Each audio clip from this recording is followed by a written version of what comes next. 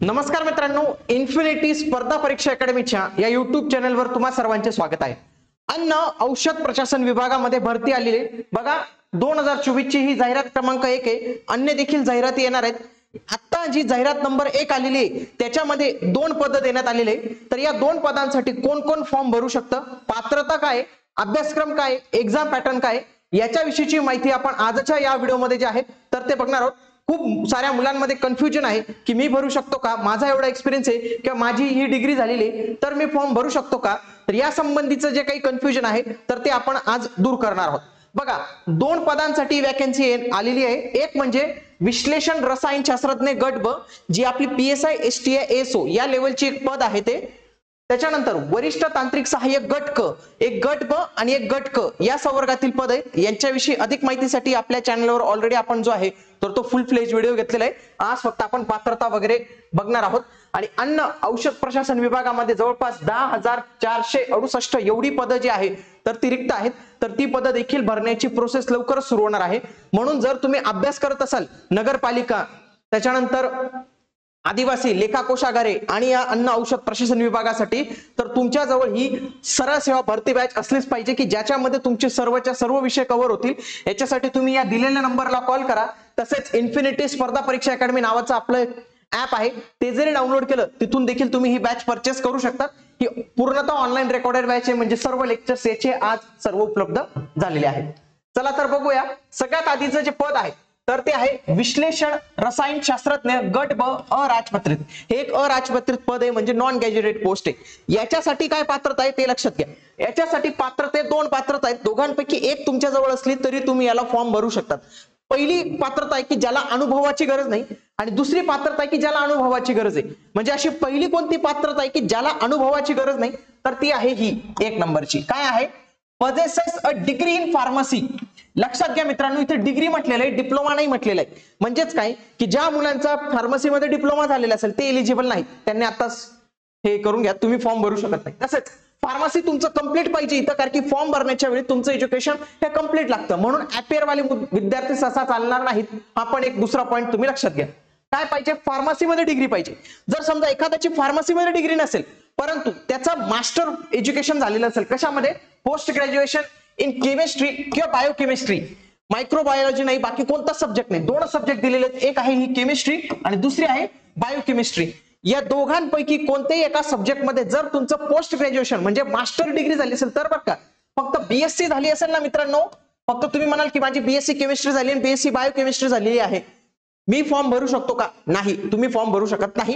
ही एक महत्त्वाची अट आहे इथं, कारण की इथं काय म्हटलेलं आहे की तुमची डिग्री झालेली पाहिजे। कशामध्ये? एकतर फार्मसीमध्ये, हा एक पर्याय आहे, किंवा याला और आहे मित्रांनो, किंवा तुमचं पोस्ट ग्रॅज्युएशन म्हणजे BSc नंतरचं जे काही आपण MSc करतो तर MSc पाहिजे तुमची केमिस्ट्रीमध्ये किंवा बायोकेमिस्ट्रीमध्ये। हे 2च सब्जेक्ट दिलेले आहेत, इतर कोणतेही सब्जेक्ट इथं दिलेले नाही, याची नोंद घ्या। जर समजा हे नसेल तर त्यांनी एक असं सांगितलेले की तुमच्याजवळ BSc असेल तरी फॉर्म भरू शकतात तुम्ही। BSc कोणत्याही सब्जेक्टची, म्हणजे मॅथची जरी BSc असेल ना एखाद्याची तरी तो फॉर्म भरू शकतो। पण त्यांनी अट काय टाकून देण्यात आलेली आहे की तुमच्याजवळ 18 महिन्यांची अनुभव असला पाहिजे। कोणत्या क्षेत्राचा विद्यार्थ्यांनो? औषधी द्रव्य विश्लेषणाचा तुमच्याजवळ 18 महिन्याचा काय असला पाहिजे? अनुभव असला पाहिजे। इथं स्पष्ट म्हटलेलं आहे analytical of drugs not less than 18 months, 18 month पेक्षा कमी नसलेला असा तुमचं पाहिजे। म्हणजे त्याच्यापेक्षा जास्त असेल, 30 महिन्यांचा असेल, 20 महिन्यांचा असेल, 25 महिन्यांचा असेल, तो पण चालणार आहे। पण ज्यांना वाटतं की माझी BSc झालेली, BSc मॅथ झालेली आणि BSc केमिस्ट्री झालेली, BSc काही उद्या BSc, त्यांनी 18 महिन्याचा कोर्स पाहिजे अनालिटिक्स ऑफ ड्रग्स यांचा। इंजिनिअरिंग वाल्यांनी लक्षात घ्या, शक्यतो इथं इंजिनिअरिंग वाले बसणारच नाही आणि त्यांच्याकडे हा एक्सपिरियन्स पण नसणार आहे, तर तो एक महत्वाची गोष्ट आहे। इथं डिग्री इन सायन्स म्हटलेलं आहे, तर हे BSc ज्याचा ऍक्च्युअली मध्ये अर्थ होतो, तर BSc प्लस 18 महिन्यांचा एक्सपिरियन्स असेल तर फॉर्म भरू शकतात। पण जर तुमचं फार्मसी असेल किंवा पोस्ट ग्रॅज्युएशन असेल केमिस्ट्री किंवा बायोकेमिस्ट्री मध्ये, तर तुम्हाला अनुभवाची काहीच गरज नाही, फ्रेशर पण अप्लाय करू शकतो, तिथे फ्रेशरला काही अट नाही। पण ज्याचं एज्युकेशन कमी असेल, ज्याचं एज्युकेशन बॅकग्राऊंड दुसरं असेल, त्याला मात्र अनुभवाची अट टाकण्यात आलेली, किती? 18 महिन्यांची। आलं लक्षात? पुढचं पद आहे वरिष्ठ तांत्रिक सहाय्यक गट क। हे ऍक्च्युअली याच्या खालचं एक पद आहे, म्हणजे याच्या वरचं पद विश्लेषण आहे, त्याच्या जस्ट इमिडिएट खालचं जे पद आहे तर ते वरिष्ठ तांत्रिक सहाय्यक आहे। याला काय म्हटलेलं आहे? Second class in science degree, म्हणजे काय? BSc पाहिजे। पण तो कसा पास पाहिजे मित्रांनो, ऍटलीस्ट सेकंड क्लास मधून पास झालेला पाहिजे आणि याला अनुभवाची बिलकुल पण गरज नाही.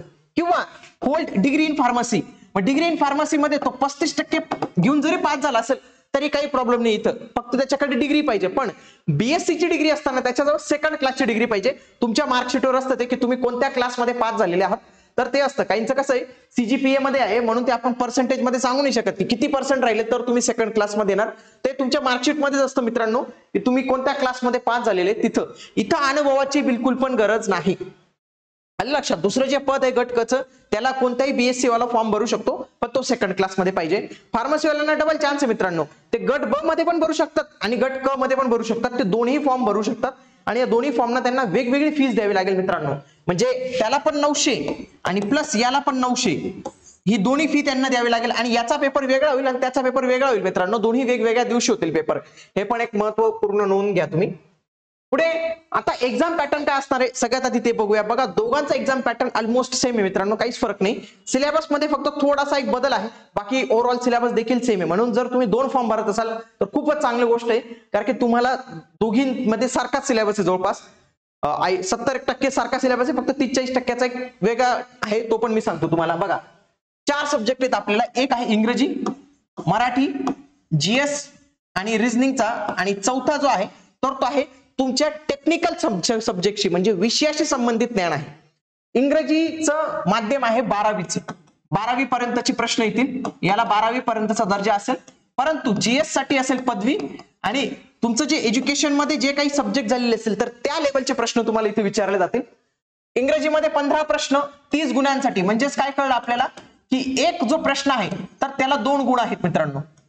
15 प्रश्न 30 गुण, 30 प्रश्न 60 गुण. मग इथं कसं असेल मित्रांनो, 15 प्रश्न हे जीएस चे असतील आणि 15 प्रश्न हे रिझनिंग ऍप्टिट्यूड वगैरेचे असतील. अशा पद्धतीचं डिवायडेशन असू शकतं. याच्यामध्ये काही वरती कमी जास्त होऊ शकतं, कारण की संख्या त्यांनी ऍक्च्युअल दिलेली नाही, फक्त 30 दिलेले आहे. पण जे विषयाशी संबंधित आहे ते 40 प्रश्न आहेत मित्रांनो, आणि हाच तुमचा कट ऑफचा डिसाइडिंग फॅक्टर असणार आहे. आलं लक्षात. एक एक सब्जेक्ट पाहूया. विश्लेषण रसायनशास्त्र बघा किती आहेत, 40 प्रश्न आहेत याच्यावर आणि 80 गुण आहेत मित्रांनो. 80 गुण आहेत म्हणजे खूप चांगले असे गुण आहेत आणि हे फार महत्वाचे आहेत तुम्हाला पास होण्यासाठीचे. पहिला तर सब्जेक्ट आहे केमिस्ट्री, रसायनशास्त्र. दुसरा आहे अनालिटिकल केमिस्ट्री. तिसरा आहे इन्स्ट्रुमेंटल केमिस्ट्री.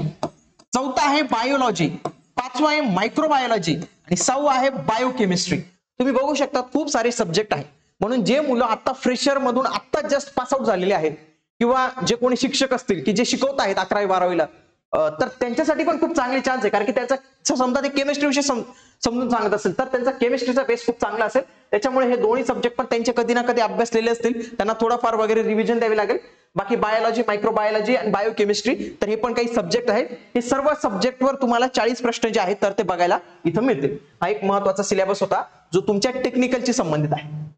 पुढचा सिलेबस आहे आपला इंग्लिशचा. इंग्लिशमध्ये काही प्रॉब्लेम नाही मित्रांनो. इंग्लिशमध्ये ग्रामर असतं आणि वोकॅब असतं.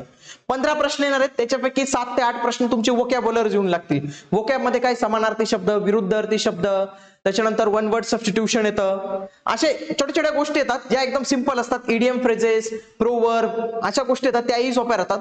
ग्रामरचा जो पार्ट असतो मित्रांनो, ग्रामरमध्ये tense, direct speech, indirect speech, prepositions विचारले जातात. तसेच एखाद्या याच्यामध्ये स्पेलिंग विचारली जाते आपल्याला. तसेच वाक्य दिलं जातं, वाक्यामधलं चुकीचं वाक्य कोणतं आहे. तसेच एक वाक्य दिलं जातं त्याच्यामधला एक शब्द गहाळ केला जातो, सांगितलं जातं याच्यामध्ये योग्य शब्द कोणता लागेल, ऑन लागेल, बिफोर लागेल, आफ्टर लागेल, तर कोणता शब्द लागेल हे विचारलेलं असतं. तर एक सिंपल असतं. तसेच सेंटेन्स स्ट्रक्चर असतं मित्रांनो. हा एक टाईप असतो टीसीएस मध्ये की 4 स्टेटमेंट दिलेले असतात. सांगितलं असतं तुम्ही वरती खाली करा, त्याला पॅराजंबल पण आपण म्हणतो. आणि काही वेळेला पॅसेज नुसार हे दिलेलं राहतं, पॅसेज पण दिलेले राहतात, तर तो पण एक भाग असतो. म्हणून इंग्रजीचं वगैरे काही एवढं विशेष नाही, पण तुमची वोकॅबवर थोडी चांगली कमांड पाहिजे तर तुम्हाला इथं मार्क्स भेटेल. त्याच पद्धतीने मराठीचं पण आहे मित्रांनो. मराठीमध्ये पण शब्दसंग्रह आणि व्याकरण या 2 गोष्टी आहेत. तुमचा शब्दसंग्रह चांगलाच पाहिजे, असतोच तो जनरली. आपलं भाषाच मीडियम ऑफ इन्स्ट्रक्शन मराठीच आहे, त्याच्यामुळे तुम्हाला मराठीतले शब्द वगैरे समजून जातात. पण मराठीचं ग्रामर व्यवस्थित करून जायचं, कारण की मराठीमध्ये आपल्याला 15 पैकी 15 गुण घ्यायचे असतात. आणि इथं प्रसिद्ध पुस्तकं आणि लेखक हे पण विचारलं जाणार आहे, म्हणून तुम्ही यांचे पण जोड्या पाठांतर करून ठेवा. पुढचा खूप भला मोठा जो सिलेबस आहे ना मित्रांनो, तर तो जीएस आणि ऍप्टिट्यूडचा आहे, ज्याच्यावर आपल्याला 30 प्रश्न येणार आहेत. 30 प्रश्न येणार आहेत म्हणजे 60 गुण आहेत मित्रांनो याच्यावर. आणि खूप महत्वाचं महत्वपूर्ण आहे ना मित्रांनो. बघा पहिला आहे तुमचा टेक्निकलचा, टेक्निकलवर 40 प्रश्न आले, याच्यावर 30 प्रश्न, आणि याच्यामध्ये 30 प्रश्न कसे येऊ शकतात मित्रांनो, 15 प्रश्न GH चे आणि 15 प्रश्न ऍप्टिट्यूड रिझनिंगचे देऊ शकतात, कारण की दोन्ही विषय दिलेले. मग करंट अफेअर्स विचारलं जाईल इंडिया आणि महाराष्ट्राचं. मग हे काय करा मित्रांनो, जेव्हा परीक्षा असेल त्याचा 3 महिना किंवा जास्तीत जास्त 6 महिन्याच्या मागचं करंट अफेअर्स तुम्ही वाचायचं फक्त, तरी तुमचं काम होऊन जाईल. पुढे इंडियन हिस्ट्री, सिव्हिक्स, इथं काय करायचं मित्रांनो, मॉडर्न हिस्ट्री वाचायची, फक्त मॉडर्न हिस्ट्री वाचायची, याच्यासाठी स्टेट बोर्ड वाचलं तरी चालेल. पुढे इंडियन जिओग्राफीवर प्रश्न येतील, तर हे तुमचं व्यवस्थित पाहिजे. पॉलिटीवर प्रश्न येतील मित्रांनो, ज्यांच्याकडे लक्ष्मीकांत वगैरे असेल तर ते वाचू शकतात. पुढे जनरल सायन्स, हे 10वी पर्यंतचे स्टेट बोर्ड वाचायचं मित्रांनो, याला 10th पर्यंतचे स्टेट बोर्ड वाचायचं. पुढे आहे स्पोर्ट आणि कल्चर, म्हणजे क्रीडा आणि कला यांच्यावर प्रश्न येतील. 2 कायदे दिलेले आहेत मित्रांनो, जनरली सगळ्या मुलांचे असतात ते व्यवस्थित पद्धतीने, MPSC वगैरे खूप साऱ्या मुलांचे असतात. एक आहे RTI ऍक्ट 2005 आणि महाराष्ट्र पब्लिक सर्व्हिस ऍक्ट 2015. तर हे दोन्ही ऍक्ट तुम्ही व्यवस्थित करून, त्या छोटे ऍक्ट आहेत, काही एवढे मोठे ऍक्ट नाही आहेत ते. पुढे IT शी संबंधित, म्हणजे संगणक याच्याशी संबंधित देखील तुम्हाला काही प्रश्न बघायला मिळतील. पुढे आहेत हे ऍप्टिट्यूड आणि रिझनिंगचं. तुम्ही बघा इथं रिझनिंगचा काही उल्लेख केलेला नाही, इथं ऍप्टिट्यूड टेस्टचा उल्लेख केलेला बघा. Aptitude test basic arithmetic knowledge, म्हणजे इथं बोडोमॉस वगैरे अशा काही गोष्टी विचारल्या जातील. पुढे mathematics, numeric, algebra, geometry and statistic, म्हणजे इथं रिझनिंग पेक्षा ऍप्टिट्यूड वर थोडा जास्त भर दिलेला आहे, म्हणजे त्याचे जे प्रश्न आपल्याला इथं येऊ शकतात. पुढचा वरिष्ठ तांत्रिक सहाय्यक, तुम्ही बघा सेम टू सेम सिलेबस आहे, काहीच बदल नाही आहे. मराठी, इंग्रजी, मराठी, GK, ऍप्टिट्यूड आणि टेक्निकल सब्जेक्टशी संबंधित ज्ञान. आलं लक्षात तुम्हाला? तुमचं लक्षात घ्या, तुमचं जे टेक्निकल सब्जेक्ट असेल ना मित्रांनो, त्याचे भाषा फक्त इंग्रजी असणार आहे, हे दोघी पदांना लागू होतं मित्रांनो, त्याचे प्रश्न मराठीमध्ये नसणार आहे. फक्त GS आणि ऍप्टिट्यूड हे 2च असे विषय आहेत की ज्यांचे प्रश्न तुम्हाला मराठी आणि इंग्रजी अशा दोन्ही भाषांमध्ये बघायला मिळतील. इंग्रजीचा प्रश्न इंग्रजीमध्ये आणि मराठीचे प्रश्न मराठीमध्ये. इथं पण तुम्ही बघू शकता की अशा पद्धतीने हे असणार आहे. तर हे जवळपास 200 गुणांसाठी हा पेपर होईल मित्रांनो तुमचा. 100च प्रश्न येतील इथे, 100च प्रश्न तुम्हाला जे आहेत तर ते विचारले जातील. बघा बाकी सगळं सेम आहे मित्रांनो. याच्यामध्ये बघा तुम्ही बघू शकता काहीच बदल नाही, फक्त टेक्निकल सब्जेक्ट मध्ये इथं विषय कमी आहेत. गट कला की कोणते कोणते विषय बघा, chemistry, analytical chemistry, instrumental chemistry and biology, म्हणजे तिथं कसं बायोकेमिस्ट्री आहे, बाकीचे सब्जेक्ट आहेत. तर इथं ते तेवढे सब्जेक्ट नाही आहेत, पण तरी पण मी सांगतो मित्रांनो, म्हणजे हा जर अभ्यास केला तर त्याचा तर तुम्हाला खूप अभ्यास होऊन जातो, फक्त त्याचा 10% एक सिलेबस राहून जातो, तो तुम्हाला करायचा आहे. मग दोन्ही फॉर्म भरण्याचा प्रयत्न करा, कारण की या पदासाठी जे टेक्निकल नॉलेज आहे ना मित्रांनो, फार कमी लोकांकडे राहील आणि याच्यामध्ये कॉम्पिटिशन फार कमी राहील, कारण की जनरल पोस्ट नाहीये. जी जनरल पोस्ट असते ना तिथं खूप जबरदस्त कॉम्पिटिशन असतं, ते आता कोणी पण भरतं, परंतु ही प्रॉपर टेक्निकलची पोस्ट आहे. आणि याच्यामध्ये ज्या मुलांनी चांगला डिग्रीला अभ्यास केला असेल, जे ऑनलाईन मध्ये झाले असतील पास, त्यांचं सोडून देऊ आपण, पण खरंच ज्यांनी अभ्यास केलेला असेल आणि ज्यांना थोडंफार वाचल्यावर कळून जाईल टेक्निकल गोष्टी, तर त्यांनी नक्की फॉर्म भरा. तुमचे सिलेक्ट होण्याचे चान्सेस सर्वात जास्त आहेत मित्रांनो. लोकेशन वगैरे याचा काही विचार करत बसू नका, कुठे लागेल मी, काय काम असेल, हे सगळं सोडून द्या मित्रांनो. जर तुमचा डिग्रीमध्ये अभ्यास झालेला असेल, तुमची या विषयांची चांगली ओळख असेल, तर तुम्ही नक्कीच फॉर्म भरा. आणि जे कोणी शिकवण्याच्या याच्यात असतील, आता खूप सारे कसं असतं, टीचर्स असतात, काही 11वी-12वीला शिकवायला, काही कॉलेजमध्ये शिकवायला, काही 10वी पर्यंत शिकवायला, त्यांनी तर नक्कीच भरला पाहिजे, जर तुमची या विषयांवर जे आहे तर ती कमांड असेल तर. आलं लक्षात मित्रांनो? तर अशा पद्धतीने आपण अन्न औषध प्रशासन विभागाविषयी माहिती घेतली मित्रांनो. याच्या अन्य देखील जागा येणार आहेत. बघा लोकसत्तामध्ये जी बातमी आलेली होती 20 जुलै 2024 ची बातमी, जवळपास 10,468 पदांसाठीच त्यांचं चालू आहे, प्रस्तावित चालू आहे. मग आता ही पहिली जाहिरात आलेली आहे. अशाच पद्धतीने वेगवेगळ्या पदांसाठी वेगवेगळे अर्हताधारकांसाठी जाहिरात येणार आहे. आणि याच्यासाठी जर तुम्ही तयारी करत असाल आणि तुमचा अभ्यास अजूनही झालेला नसेल व्यवस्थित, तर तुम्ही नक्कीच आपली सरळ सेवा भरती बॅच जी आहे तर ते जॉईन करू शकतात, ज्याच्यामध्ये तुम्हाला सर्वच्या सर्व विषय बघायला मिळतील. आणि ही नॉन टेक्निकल मित्रांनो, याच्यामध्ये तुमचे टेक्निकलचे सब्जेक्ट नसतील. तुम्ही म्हणायचे यात केमिस्ट्री का बायोकेमिस्ट्री का, ते नाही मित्रांनो. याच्यामध्ये काय आहे, आपलं मराठी, इंग्रजी, ऍप्टिट्यूड, GS, GK असे सब्जेक्ट जे आहेत तर ते आपण संपूर्णतः याच्यात समाविष्ट केलेले आहेत. अधिक माहितीसाठी तुम्ही या दिलेल्या नंबरला कॉल करू शकता. तसेच आपल्या डिस्क्रिप्शन बॉक्समध्ये ऍपची लिंक आहे, तिथून तुम्ही ऍप डाउनलोड करू शकता. अशाच माहितीपूर्ण व्हिडिओसाठी या इन्फिनिटी स्पर्धा परीक्षा अकॅडमीच्या या चॅनेलला सबस्क्राईब करून ठेवा. भेटूया पुढील व्हिडिओमध्ये. तोपर्यंत जय हिंद, जय महाराष्ट्र, धन्यवाद.